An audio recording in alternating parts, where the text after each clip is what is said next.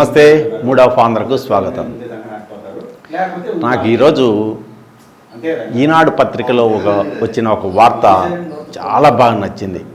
ఆ వార్త చదువుతా అంటే మనసంతా సంతోషంతో నిండిపోయింది. ఎంతో ఆనందం వేసింది. ఒక 6 ఏళ్ల ఆడబిడ్డ తన తండ్రిని చూడడానికి కోర్టుకు పోయింది. అది వార్త సారాంశం. ఇక్కడ న్యాయమూర్తి కూడా చాలా వివేకంతో ప్రేమతో ప్రవర్తించారు.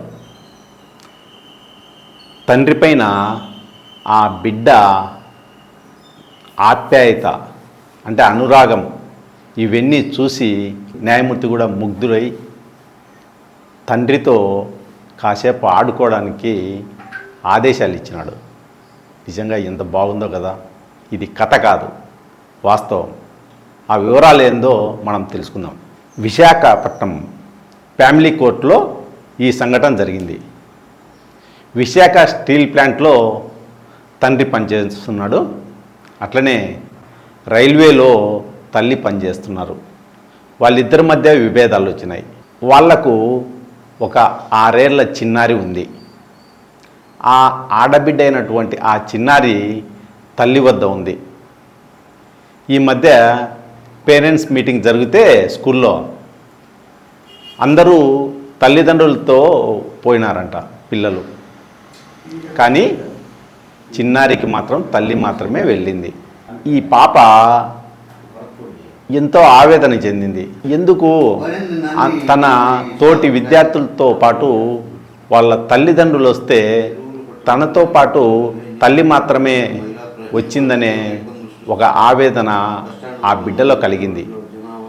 అమాయకురాలైన ఆ బిడ్డ, ఏం జరుగుతుందో తెలియని ఆ బిడ్డ, తల్లిదండ్రుల మధ్య విభేదాల గురించి తెలియని ఆ చిన్నారి తన తల్లిని ముద్దు ముద్దు మాటలతో ఒక ప్రశ్న వేసింది.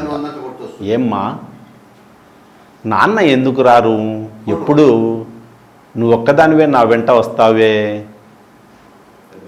నాన్నతో కలిసి మనం ఎందుకు ఉండడం లేదే అని ప్రశ్నిస్తూ ఉందంట రోజు. నిజానికి ఏం జరిగిందో తెలియదు ఆ తల్లిదండ్రుల మధ్య. విడిపోవాలని కూడా ఏ తల్లిదండ్రులు కూడా ఉండరు. అయితే ఆ బిడ్డకు సమాధానం చెప్పడానికి తల్లి వద్ద ఏమీ లేకపోయింది. సరే, సమాధానం చెప్పకుండా ఏవో మాటలు చెప్తా అట్ట కాలం గడుపుతూ వచ్చింది. తండ్రిని చూడాలనే కోరిక రోజు రోజుకు ఆ పసిపాపలో పెరుగుతూ వచ్చింది. నిన్న ఫ్యామిలీ కోర్టుకు విచారణ నిమిత్తం తల్లి పోవాల్సి వచ్చింది. అప్పుడు ఆ తల్లి తన బిడ్డ కోరికను తీర్చేందుకు తన వెంట తీసుకెళ్ళింది ఫ్యామిలీ కోర్టుకు. ఫ్యామిలీ కోర్టు లోపలికి బిడ్డతో సహా పోయింది ఆ తల్లి. అప్పుడు న్యాయమూర్తి ప్రశ్నించారు ఆ తల్లిని, ఏమ్మా, చిన్నపిల్లలను కోర్టుకు తీసుకురావద్దని తెలియదా అని అడిగారు ఆ న్యాయమూర్తి. అప్పుడు ఆ తల్లి తరపు న్యాయవాది న్యాయమూర్తి గారికి ఆ బిడ్డ కోరిక గురించి చెప్పారట. న్యాయమూర్తి కూడా మనిషే కదా, హృదయం ఉంటుంది కదా. పిల్లల ప్రేమ తృణీకరించే స్వభావము ఏ మనిషికైనా ఉంటుందా? ఉండదు కదా. ఆ న్యాయమూర్తి ఎంతో ఆదరణతో ఆప్యాయతతో ఆ 6 ఏళ్ల పసికూనను దగ్గరికి తీసుకొని, ఏమ్మా, ఏం కావాలి నీకు అని అడిగాడట. ఎందుకు వచ్చావు తల్లి ఇక్కడికి అని అడిగి విషయం కడుక్కున్నారట ఆ న్యాయమూర్తి. అప్పుడు ఆ చిన్నారి చెప్పిందట, మా నాన్నను చూడడానికి వచ్చాను సార్ అని చెప్పిందంట. న్యాయమూర్తి ఆయన మనసు కాసేపు మౌనంగా ఉండిపోయిందంట.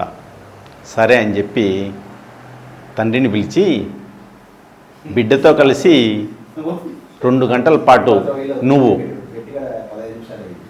ఈ క్యాంపస్లోనే అంటే న్యాయ పరిధిలోనే, ఆ కోర్టు పరిధిలోనే ఆడుకోమని ఆదేశాలు ఇచ్చారట. 2 గంటల పాటు ఆ తండ్రి కూతురు సంతోషంగా ఆడుకున్నారట. ఇది వార్త. ఎంత అద్భుతంగా ఉందో కదా. నిజంగా ఆ తల్లిదండ్రులు కలిసిపోతే ప్రతిరోజు ఆ బిడ్డకు ఇలాంటి సంతోషాన్ని పంచిన వాళ్ళు అవుతారు కదా. నాలాంటి వాళ్ళ అభిప్రాయం ఏంటంటే, ఇగోలను కాసేపు పక్కన పెడితే బిడ్డలకు ఇచ్చే సంతోషం కంటే మరే సంపాదన ఉండదు. సహజంగా తల్లిదండ్రులు ఏమనుకుంటుంటారంటే, పిల్లలకు ఏదో కూడబెట్టి ఇవ్వాలని తప్పిస్తుంటారు. అందుకోసం తమను తాము త్యాగం చేసుకుంటుంటారు. సంపాదన అంటే లెక్క కాదు, ఆస్తులు కాదు, ప్రేమ. అది మన బిడ్డలకు ఎంత ఎక్కువ పంచితే బిడ్డలు అంత ఉన్నతంగా పెరుగుతారు, గొప్ప వ్యక్తులుగా తయారై ఈ సమాజానికి పనికొచ్చే విధంగా నడుచుకుంటారు. లేదంటే అసాంఘిక శక్తులుగా తయారయ్యే అవకాశాలు ఉంటాయి. ఎందుకంటే తమ తల్లిదండ్రులు విడిపోవడానికి ఈ సమాజమే కారణమనే భావన పిల్లల్లో ఏర్పడితే ఒక కసి పెరుగుతుంది. ఆ కసి ఏ రూపమైనా తీసుకోవచ్చు. ఆ ప్రమాదము జరగకూడదంటే ప్రతి తల్లిదండ్రులు కూడా పిల్లల కోణంలో ఆలోచించాలా. పిల్లలకు ఇవ్వాల్సింది ఆస్తులు కాదు, ఆప్యాయతలు.